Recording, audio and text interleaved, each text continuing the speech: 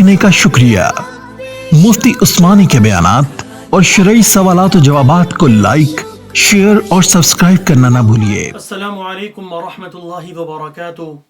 بہت سارے دوست احباب انہوں نے متنبہ کیا بارہا مرتبہ کہ ان کو ویڈیوز جو اپلوڈ کی جاتی ہیں ان کا نوٹیفیکیشن نہیں ملتا۔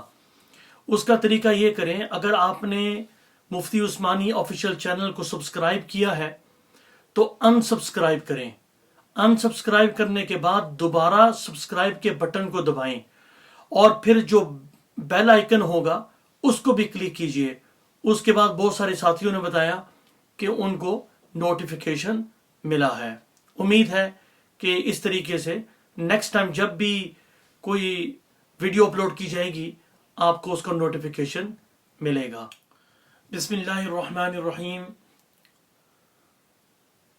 سوال پوچھا گیا تھا کہ رمضان المبارک میں اگر کرونا وائرس کا ٹیسٹ کروانا پڑے کیا اس سے روزہ فاسد ہو جاتا ہے یا نہیں؟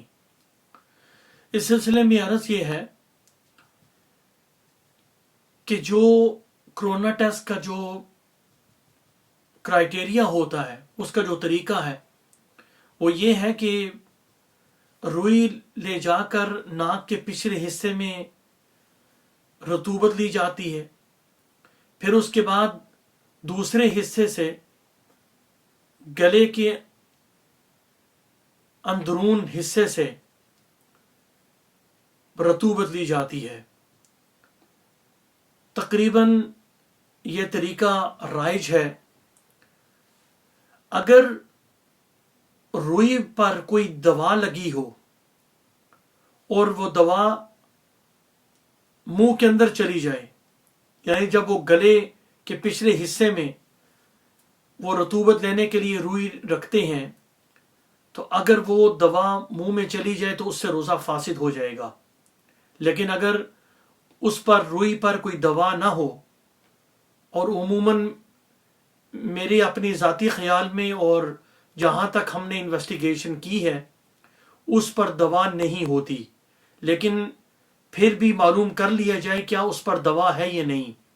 اگر دوا ہو تو اس صورت کے اندر روزہ فاسد ہو جائے گا، اور اگر دوا نہیں ہے تو روزہ فاسد نہیں ہوگا۔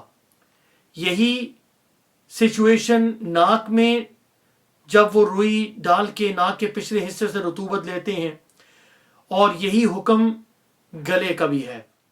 اگر بالفرض ٹیسٹ کرواتے ہوئے وہ روئی انسان کے گلے میں چلی جائے روزے کی حالت میں تو اس صورت کے اندر اس کا روزہ فاسد ہو جائے گا، اور اس کی قضا صرف قضا لازم ہوگی، کفارہ نہیں ہے۔ واللہ اعلم بالصواب۔ والسلام علیکم ورحمۃ اللہ وبرکاتہ۔